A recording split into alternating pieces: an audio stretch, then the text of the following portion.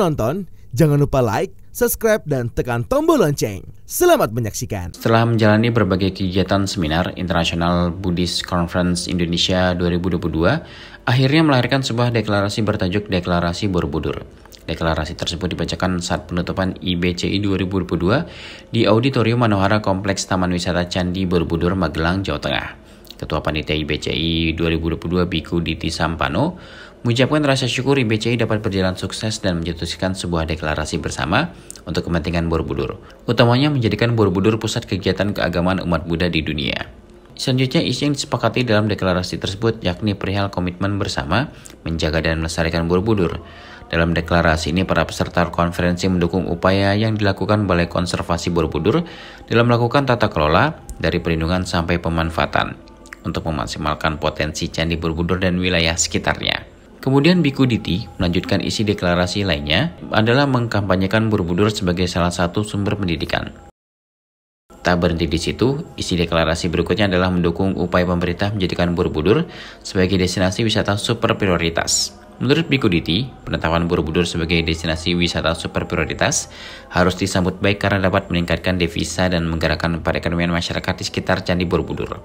Salah satu dukungan yang diberikan kepada pemerintah adalah mengkampanyekan Borobudur sebagai pusat wisata religi umat Buddha.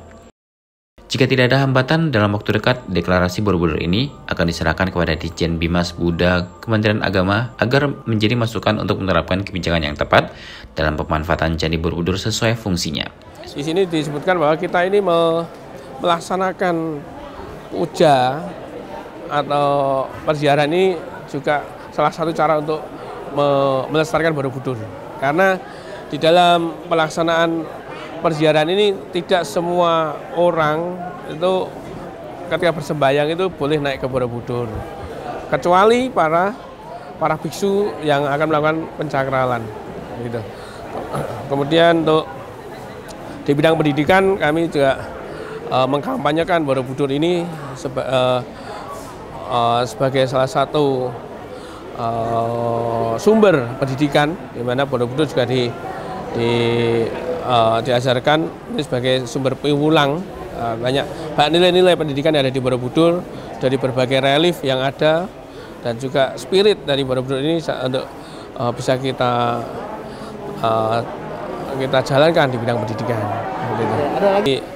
Di bidang turisme bahwa kita juga mendukung upaya-upaya pemerintah untuk menjadikan Borobudur ini sebagai super prioritas pariwisata, di mana Borobudur ini adalah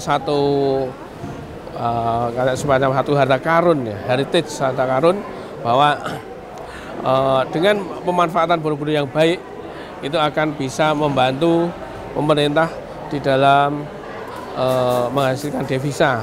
Dan kata lain bahwa mari kita memanfaatkan Borobudur ini sesuai dengan kapasitasnya.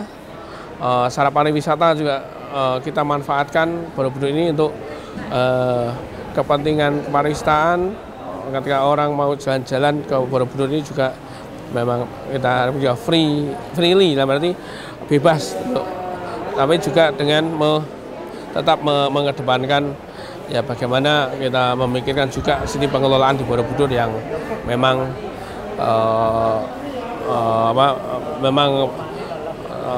harus sangat cermat, dan juga bagaimana pengelolaannya itu juga membutuhkan dana yang tidak sedikit, sehingga salah satunya mari kita bersama menggenjot sistem kepariwisataan di Borobudur ini lebih baik lagi, sistem pengelolaannya juga lebih baik lagi.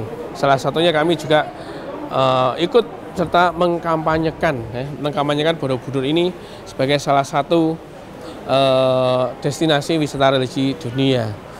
Seperti itu. Kami akan menyampaikan hasil dari deklarasi dari pernyataan dari beberapa tokoh ini kepada Kementerian Agama melalui Ditjen Bimas Buddha, dan harapannya dari